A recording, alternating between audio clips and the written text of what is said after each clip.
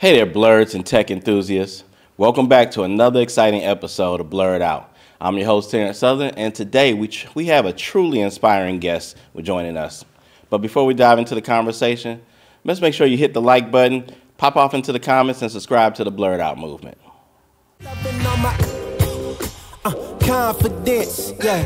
It really shouldn't be no arguments, cause you're now viewing the greatest of all time, saying I can't get better, I promise. Today we're thrilled to introduce Roman Combs, a dynamic entrepreneur whose expertise spans art, design, and technology. With a background in biology, biomedical sciences, and computer science from UC Riverside, Roman's journey has taken him on a path where he's not just managing businesses, but he's shaping industries. Nominated by Los Angeles Mayor Karen Bass' Office of the International Affairs as one of the 5 young business leaders, Roman embarked on the Kakahashi Project to visit Japan. CEO of the global agency RGA, Roman is a true innovator shaping industries. Join us as we explore his multifaceted career dedicated to making a difference one venture at a time. Welcome to BlerdOut, Roman. Thank you for having me, Terrence. Yeah, so let's get right into it, man. Tell us where you're from and how you got into the industry, what you're doing, and where you went to school. Okay, so I'm from Leimert Park. I was born in Oklahoma, but my mom moved to back to LA, where she was originally from, by the time I was like 2 years old. So I grew up in Leimert Park off of Stocker and Degnan, right across the street from Audubon. And as far as how I got into the industry, it came out of the struggle of having a single mother. That's what really set the journey for me, was seeing my mom struggle. She worked at Walmart as a cashier. We had a 3-bedroom apartment off of Stocker. And I have a big brother and a little sister. And at the time, she had divorced my dad, so it was just us. And so that's what started the entrepreneurship journey, which, led to the success in all the other industries that I tapped into. All right, that's awesome. So now you were also a football player on to entrepreneurship. Like, can you talk to us, like, how did that shape your journey, academically, both, and, athletically? Okay, so athleticism was, I would say, my biggest connection that I had to my dad. And so he had this dream of me being a football player. So when he did, show up in my life, that's what he got behind. And so, I was a spectacular athlete. I was very, very fast, usually the fastest in the school, the fastest on the team. And so that reputation got me into Dorsey High School. And when I say got me, I mean I was playing Pop Warner, and one of the Dorsey coaches used to come to my football games in Pop Warner, and he was like, "Oh, I want you to come to Dorsey." Right. At the time, nobody else was doing that, so I ended up going to Dorsey. And it was at Dorsey where I made my first $10,000 selling chips and candy. And I was able to do that because I had a football backpack that I would stuff. And instead of equipment, I put my snacks in there. And that's what really kicked off the entrepreneurship journey. I mean, I was already selling in middle school. I was making good money, but once I got to high school, I mean, having access to over 2,000-3,000 students every single day, I was cleaning up. And that's where my entrepreneurship strength was really created. Yeah. What position you play? Running back. Running back? Yeah, right. Yeah. I led my team to championship too in 2017. No, not 2017. Sorry, 2015, 2016. Yeah, at least averaging six touchdowns a game. That's what's up. Yeah, we whipped Crenshaw too, by the way. Oh, right, nice. Yeah. So you were talking about your, how your entrepreneurship journey started when you were just selling chips and making $10,000. Like, can you kind of tell us what your pivotal moment was, where it just kind of took off for you? Yeah. Okay, so I was getting to the point where I could sit down, and the money would just come. People would be like, "Hey, what you got today? what you got today, what you got today. I didn't have to go around and like be like, oh, I got this, I got this. I would just sit in one spot, and I became known for being in the area. So usually when a student see me, hey, Roman, see you at lunchtime, see you at nutrition. I'm like, all right, bet. I'm gonna be, you know, in the center of the school or whatever I was gonna be. And I sat down one day and I was like, yo, I know I'm missing money. Like, I know I could be making more money. And at the time, you know, I was close friends with really like the football nerds, right? So it was very easy to kind of lead them with this idea that we could be making money, you know, during lunch nutrition. And so that's where the expansion started. I gave them a quota of like 300 products.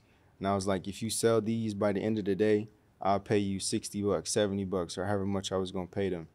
And by the time I was done with that, I had like five of my friends working for me, and they was doing different areas. And so I was bringing in like average 1,000 a day. Oh, wow. Okay, that's impressive. Yeah. All right. Yeah. And so an attachment to that, like you've been involved in a lot of different projects here. Like, can you talk to us about some of those projects that gone from lab testing to quality control processing? Yeah. So after high school, my cousin, who was a millionaire, he started a cannabis business. Okay. And he started one of the first delivery dispensaries in Santa Monica, and this was probably in 2014, 2013. And so he was partnered with a lot of farms, a lot of different things. And by the time that was happening, it was a lot of gray area as far as legal, but he was operating as legal as possible, right? And I say that to say, like, I'm not attached to anything that's illegal. Sure. This was considered corporate cannabis industry. And Is so this before or after it was legalized? This was before it was like officially legalized. Understood. But I witnessed them paying over $100,000 every 2 months in attorney fees just to like make sure they was protected and stuff like that. But at the time, my cousin was aware that I was into computer science because I was doing computer science at Dorsey. And so I had built an app with Microsoft. I had won a competition, came in like 4th place. And that's really where my technology vision was like, I don't have to like play football to be successful. And so coming out of high school, he was like, if you want to come help me build this app, I need to be able to have people order and then have the drivers deliver. And it was pretty much like the first Uber for marijuana. And so I came on board to his office in Santa Monica. I was there like helping doing admin stuff. Never built the app. I ended up doing product manufacturing. Okay. And that just came out of being in the space, and it was like, oh, we need help doing this, and that. I pay you an extra $20 an hour to do this, and that. I'm like, I'm in. You know, I'm fresh out of high school. I had just lost my job at In-N-Out. So I was like, this is better than In-N-Out. You know what I'm saying? And so it was there where I learned like how to produce and like create a system around building products. But it really started in my kitchen when I was selling Kool-Aid gummy bears. That's where the inspiration came from. Yeah, you trying to pump out doing like 100 to 200 Kool-Aid gummy bears by yourself, you get smart with it. You got the bags lined up, you got a system to it. So I feel like that's where I really got my bearings to come into the cannabis industry and do the same thing. So I would have like all the packages and stuff prepared for the drivers to pick up. And I just mastered that and took it to a different level. I ended up getting hired by a sister company that was in the same building. Yeah. And they hired me to run their whole thing. I mean, like, just gave the business to me, like, hey, we see what you're doing over here. We'll pay you to do this over here. And I'm like, that's amazing. So I got to know, how do you make Kool-Aid gummy bears? Okay, so you take some Kool-Aid, right? You take some Kool-Aid. Just the powder, right? The powder form, but it has to be in the quart barrel. It can't be like the little package. Mix in it? Yeah, it has to be like the actual sugar mix. Okay. So let's say you take about a quarter of a cup or maybe a little bit more. You get about 10 gummy bears. You want to make sure you soak the gummy bears in some water, and then you put like 10 gummy bears in a bag with the cup of sugar, with the Kool-Aid, and you just mix it up and you let it sit, and the powder will go from being like dry powder to a moist type of powder, and the moisture comes from the gummy bears, so it attaches itself to the gummy bears. So when you pick it up, it's like, it's like covered in sweet sugar. We're gonna have everybody. All our members gonna be trying this now. Yeah. That's cool. I want to go back to something you mentioned about, just as a, to be successful, you didn't have to become a football player. Like I think a lot of times the youth in our community, they think that that's the way, right, to become an athlete, whether it's basketball or football. They don't see entrepreneurship or even technology, the STEM field, as a way to go. And oftentimes when I'm talking to young people, it's like, the math just doesn't work. Like, is there 53 people per team? It's like, you don't think that everybody's kind of quitting football year after year just so the drafts can get in. So what was it about your experience that you knew that, hey, I can do this? Just kind of talk to our audience about, what was the part that, allowed you to go forward without needing football? Okay, so really just thinking outside the box. Why is football and basketball being pushed on us? And I had that conversation with myself like very young. Like, why is it only football and basketball that can get us out? Right? You hear that a lot. You're trying to make it out. Most people are trying to make it out are in football or basketball. That's like the better way to go than the streets. Yep.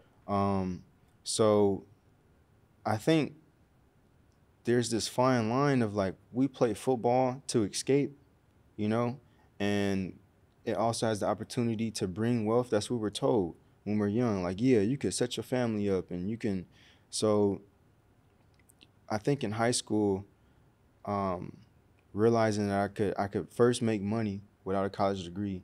And by the way, I made over 60 grand one year selling snacks. Wow. So realizing I could make money without a college degree, and then realizing that there's also money in STEM, I was just like, okay, at this point, my ankle was like really messed up.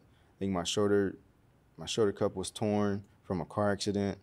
And I was just like, well, how can I beat the system without beating my body? And that's what really kind of pushed me to get into STEM. It was like, all right, I can really be successful without football. And I think by 11th grade, I was like, I'm gonna bet on myself on that. I love that, man. I appreciate you sharing that story with our audience. Yeah. So, I've learned that Dorsey High School has a rich history of having very successful alumni. Do you go back and mentor and offer, all the time, yourself to the community, and what's that experience been like for you? Yeah, I was just there like maybe 3 weeks ago. I do a lot of conversation, and they give me the platform to do it. I speak to the youth. I really talk about my success as an entrepreneur, especially when it comes to like selling snacks. Making $60,000 is like nothing to just overlook. And you did that while you were at Dorsey. And I did that while I was at Dorsey. Right. Yeah. At the time, I was making more money than I think most of the people in my family selling snacks. Wow. So I became, known like, oh yeah, Roman is, entrepreneur. But yeah, I go to Dorsey all the time. I'm part of this alumni program, or just group where we donate money to a scholarship fund, and we do it like twice every semester. And then we award the whoever's doing academically well, extra money to like get into college and to go that route. And then I'm also doing some teaching programming coming up. I'm working with like the dean, the principal, Coach Dave, who was my football coach when I was going there. Okay. We have a very close relationship, and he genuinely believes that the game that I come and give is better than what they're learning in class. Yeah. And so I'm like, I see that as an opportunity to make a difference, and I do like give back pretty often.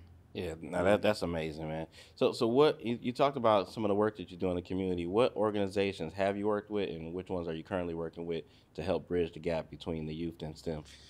Man, okay. So First, I gotta shout out Tech Lamert. Okay.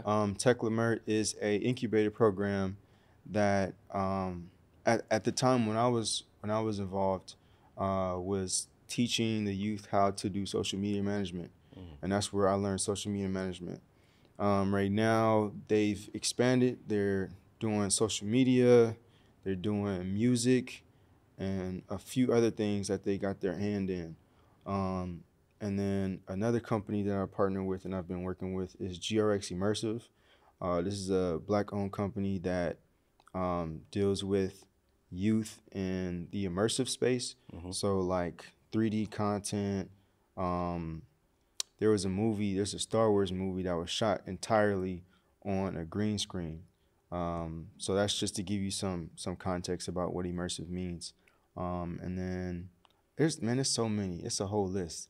I got like at least 15, I think, on a partnership list. Everybody that I'm partnered with in tech, it's pretty dope. But those are the biggest two that they do like a whole lot of impact work in the community. Yeah, no, that's awesome. I realize that you advocate for so much right now. Like you're really out there and making a difference in a lot of young people's lives. Do you feel like you or anyone you work with have been overlooked due to your age and being accepted as an innovator at your age? Yeah, 100%. That's such a big deal for me. Growing up, I really feel like I had the potential to be more than just a 12-year-old, and I I was told to take the back seat so many times growing up, and I feel like I was smarter than the person telling me to take the back seat. And so experiencing that and seeing how if I was to have had the opportunity to go for my ideas and given the platform and given, you know, the respect, I would have been just as successful as a youth. Right. You know, and I feel like if I had that support, like I'm saying, like I would be even more well off than what I am now. And so now moving forward, what I'm trying to do is change that narrative. I was at the South LA Robotics Conference, and I was talking to this young dude. He was like 9 years old, and he was like super smart, brilliant. And I was like, "Hey man, what you think about coming and interning with the robotic startup?" You know what he said? He said, "I'm not old enough to do an internship." And I was like, "Who told you that?" He was like, "The adults," you know? And I'm just like, that's crazy. Yeah. You know, that's crazy. He could create a robot that can make $1 million. And you know what I'm saying? Like, we can't be stunting the growth of the children like that just because they age. Just because we don't see the potential don't mean they don't have it. So I feel like a lot of times the problem is with the adults and not the children having the potential. Yes. So what opportunities are you creating for those young people in those situations? Yeah, so having access to a startup company or a business gives you access to resources, gives you access to the mindset that you need to run a company, gives you access to income, which is super important. And I think in that we also can give them opportunity as far as money management. Yep. You know, once you make money, how to manage it. Just everything it takes to run a business, which is like a part of life. It's a big part of life. So just imagine a bunch of children being able to play CEO roles and, you know, manager roles and things like that for a real company that generates real income. That's what I'm creating. That's the platform I'm creating. Yeah, man, and that's why we're glad to have you on the show today, because that's exactly what the BlerdOut movement is about. Like, how do we bring our intelligence, our creativity, you know, our dynamic thirst for innovation to the front line, right, and not take the back seat like you mentioned. Yeah. And so that's super dope. So what motivated you to create these spaces? Because, I mean, you're really saying something to our young people out there, like to jump in now. Don't wait till you're 18 to do something. Like, do it now. Like, what's the motivating driving force behind that? Really because in going to Dorsey, there was a robotics program, and I was told to take the back seat, and this was like maybe 11th grade, 10th, 11th grade. And I just really feel like my talent and potential was overlooked, and it just wasn't respected. And so that's where a lot of the inspiration came from, was like, I don't want to see other people go through what I went through, and I'm just meeting them up front with that respect of where I wanted to be met at. So that's a lot of the inspiration.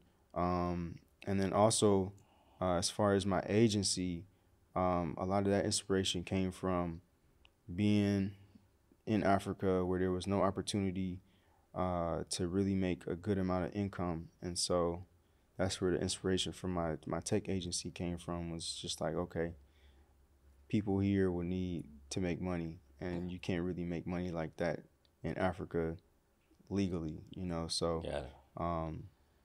yeah. So right now with your agency, you have approximately 7 employees, I believe. I have 12 now. 12 now. Okay, congratulations. Thank you. So what is it that you're doing? What strategies are you putting in place to continue to cultivate a happy, productive, and culture there at your agency? Okay, so I approach everybody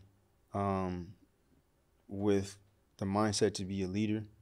I approach them with the concept of, even though you may be working for this agency, you want to start your own thing. You want to have your own thing.